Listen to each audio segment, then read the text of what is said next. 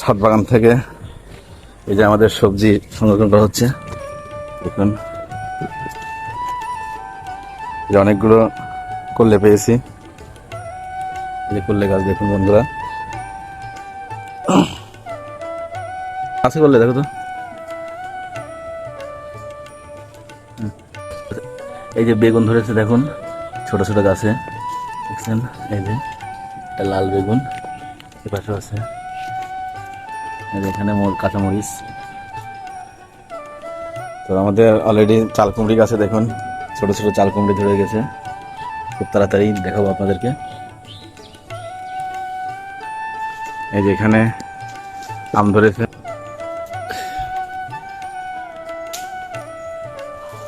এই যে বন্ধুরা দেখুন আমাদের আজকের ছাদ বাগান থেকে সংরক্ষণ করা সবজি হচ্ছে আম, তারপরে করলে, বেগুন,